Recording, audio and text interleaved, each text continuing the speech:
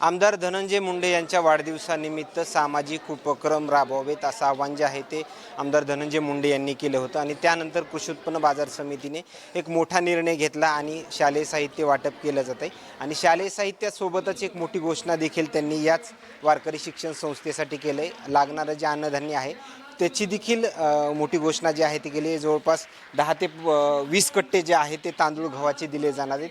त्यामुळं या शिक्षण संस्थेतील विद्यार्थ्यांसाठी देखील एक मोठी आनंदाची बातमी जी आहे ती म्हणावी लागेल। नाना, खरं तर वारकरी शिक्षण संस्था का निवडली? कारण की तुम्ही जर कोणत्याही एका जिल्हा परिषद प्राथमिक शाळेमध्ये देखील हे साहित्य वाटप करू शकला असतात। कारण या ठिकाणी संत दुराबाई आश्रमशाळा आहे आणि कन्हैया आध्यात्मिक जे विद्यालय आहे यांचं, ह्या दोन्हीचा संगम आहे आणि इथं अनाथ मुलं आहेत, ज्यांना आई वडील नाहीत, असे बरेच विद्यार्थी आहेत। आणि इथं पाहिलं तर तुम्ही मुलं आणि मुली मिळून 300 विद्यार्थी आहेत, जिथं की नामांकित शाळा आहेत, ज्या जुन्या शाळा आहेत, जसं की वैद्यनाथ विद्यालय असेल, जसं सरस्वती विद्यालय असतील, अशा मोठमोठ्या ज्या संस्था आहेत त्यासुद्धा संस्थेमध्ये एवढे विद्यार्थी नाहीत।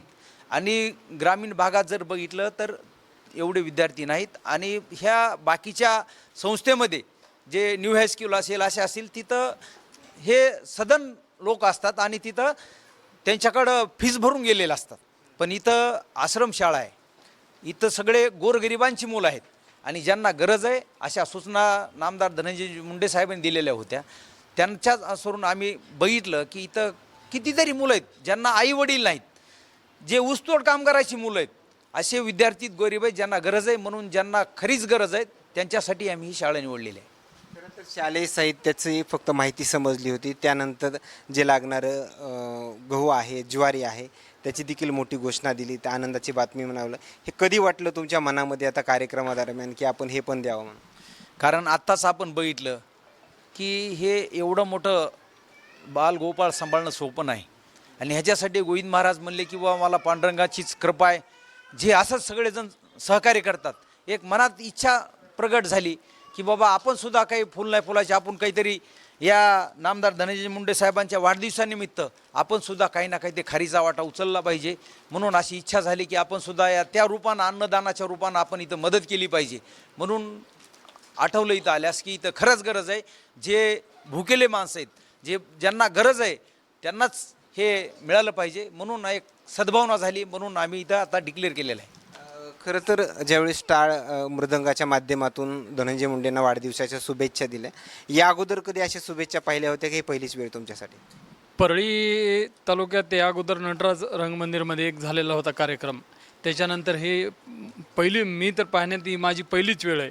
आणि एवढं सुसज्ज आणि संगीतच्या माध्यमातून आणि लहान लेकरांना जे शिक्षण दिले ते खरंच महाराजाचं कौतुक करायसारखं आहे। आणि असा जो कार्यक्रम आहे ते ह्या शुभेच्छा संगीतातून नामदार धनंजय मुंडे साहेबाला जाणं म्हणजे ह्या बी मोठ्या शुभेच्छा आहेत। महाराज, या अगोदर धनंजय मुंडे साहेबांच्या वाढदिवसानिमित्त कधी कधी म्हणजे मदत वगैरे मिळाली असे सामाजिक उपक्रमाच्या माध्यमातून? जवळपास दरवर्षी माननीय नामदार धनंजय मुंडे साहेबांच्या वाढदिवसानिमित्त आदरणीय सुरेबा नाना असतील व परळीतील सर्व मार्केट यार्ड कमिटी असेल, या प्रत्येक व्यक्तीने एक गरजू विद्यार्थ्यांकरता ज्याला की खरंच गरज आहे आणि अशापर्यंत पोहोचत असताना दरवर्षी माननीय धनंजय मुंडे साहेबाच्या निमित्तानं वेगवेगळे पाठीमागं आंघोळीसाठी गरम पाण्यासाठी सोलारची व्यवस्था करून दिली होती।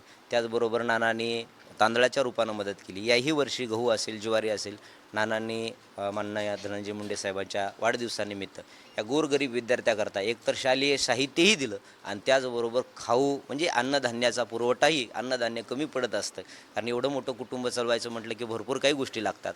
आणि ही उणीव, ही जाणीव पाहून आदरणीय नानांनी किंवा उपस्थित सर्वच मंडळींनी या अगोदरही कुठल्याही रूपान, कुणाचा वाढदिवस असेल, कुणाची पुण्यतिथी आहे, वर्षश्राद्ध, ज्याला जीही इच्छा असेल ती इथं येऊन या गोरगरीब विद्यार्थ्यांना दान देत असतात। नाना, आज साहेबांचा वाढदिवस, मात्र कालच बातमी आहे जी सायंकाळच्या दरम्यान धनंजय मुंडेंना मंत्रिपद मिळणार आणि तेही सुनील अण्णा शेळके जे आहेत, धनंजय मुंडे, दोन्ही चांगले मित्र आहेत, त्यांना एकच वेळीस मंत्रिपदाची संधी मिळणार आहे।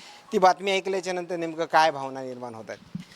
असं म्हणता येईल की आमच्या मनाला ज्यावेळेस ते शपथविधी घेतील आणि ह्या आमच्या जे भावना आहेत आणि जे आमच्या इच्छा आहेत सर्व मतदारसंघातल्या, ह्या ह्या स्वप्न आमचं सर्व ह्या बालगोपाळ यांच्या आशीर्वादाने हे पूर्ण हो अशीच आम्ही सुद्धा इच्छा व्यक्त करतो. ओके, धन्यवाद. खरं तर येत असलेल्या प्रतिक्रिया आणखीन काही नवीन अपडेट्स मिळतील का हेही पाहणं तेवढंच महत्त्वाचं ठरणार आहे. मात्र बरंच साहित्य जे आहे ते विद्यार्थ्यांच्या हातामध्ये दिसत आहे आणि आणखीन देखील आता साहित्य जे आहे ते वितरित केलं जाणार आहे. माझ्या आणखीनही त्या विद्यार्थ्यांच्या चेहऱ्यावर एक वेगळी उत्सुकता आहे किंवा आम्हाला कधी साहित्य मिळेल, आणखीन काही नवीन अपडेट्स या दरम्यान मिळतील का हेही पाहणं तेवढंच महत्त्वाचं ठरणार आहे. सकाळपासून परळीमधील प्रभू वैद्यनाथचं मंदिर जे आहे ते स्वच्छ करणं, त्याचबरोबर महापूजा, वेगवेगळे उपक्रम जे आहे ते पार पडलेत.